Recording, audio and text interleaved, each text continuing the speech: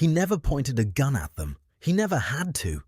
By the time they understood that the paradise he kept promising was never coming, that it had never existed, they'd already given him everything. Their money, their years, their loyalty. Some of them gave him their lives. And here's the part that should bother you. He may have believed every word of it himself. This is a video about the best written manipulator in fiction. But every single thing he does has a name, a real psychology behind it. And it's almost certainly being used on someone you know. Maybe on you. Every trap this good starts the same way. Not with a threat, but with a dream. His was a place across the ocean, paradise, freedom, somewhere the law couldn't follow, and everyone he loved could finally rest. He described it so vividly, so often, that his people could see it. They were always almost there. One more push. Psychologists call this future faking. You don't sell someone your present. You sell them a future so beautiful they'll forgive anything the present costs them. The dream doesn't have to be real.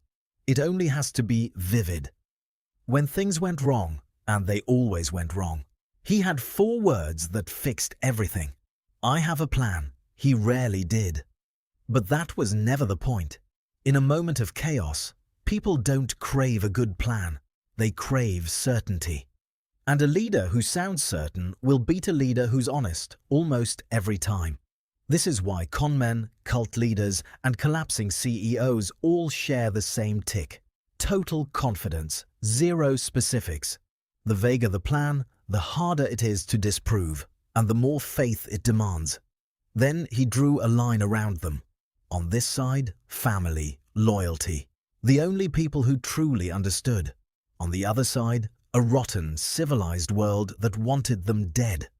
Once you believe the outside world is the enemy, something quiet happens. You stop listening to anyone outside the circle. Your family warns you, your friends warn you, and every warning just proves how little they get it. The leader doesn't even have to isolate you anymore. You do it yourself.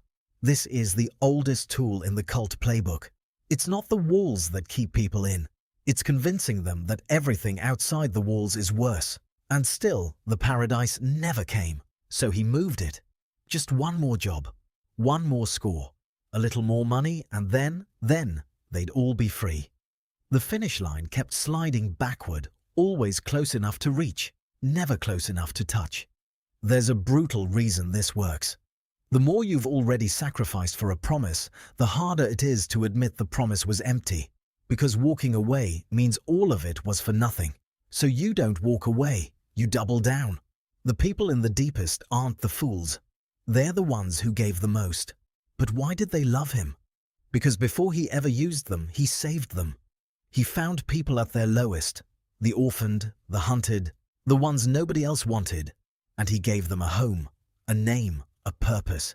In the beginning, that love was real and overwhelming. That's what makes it so hard to see later. Because the same belonging that rescued you becomes the thing you can't afford to lose. He didn't chain anyone. He just made himself the source of the only family they had, and then let the fear of losing it do the rest. Then the cracks started to show. Jobs failed. People died. And a leader like this has one unbreakable rule. It is never ever his fault. So he found traitors. A rat in the camp. An outsider poisoning the well. Someone whispering lies. Every failure got a face that wasn't his, and every accusation made his people watch each other instead of watching him. Paranoia is a control system. When everyone's afraid of being the next one blamed, nobody has the standing to question the man doing the blaming. Divide the loyal, and you never have to defend yourself. And when the doubt got loud, when someone finally asked the obvious question, he had a phrase for that too. Have a little faith. 4 words that end every argument without answering it. Doubt gets rebranded as disloyalty. Asking a fair question makes you the problem. These little phrases have a name. Thought-terminating clichés. And their only job is to stop a dangerous thought before it finishes forming. The most trapped people aren't the ones who can't leave. They're the ones who've been taught that wanting to leave is the betrayal. Here's the question almost nobody asks about a man like this. Was he lying to them? Or had he told the story so many times that he'd started believing it himself? Because the most effective manipulators usually aren't cold, calculating villains twirling a mustache. They're true believers. The vision feels real to them. That's exactly why it's so contagious. You can't spot the lie in someone's eyes when they can't see it either. By the end, he was still saying the same words that once built a family. The charisma was intact. There was just nothing behind it anymore.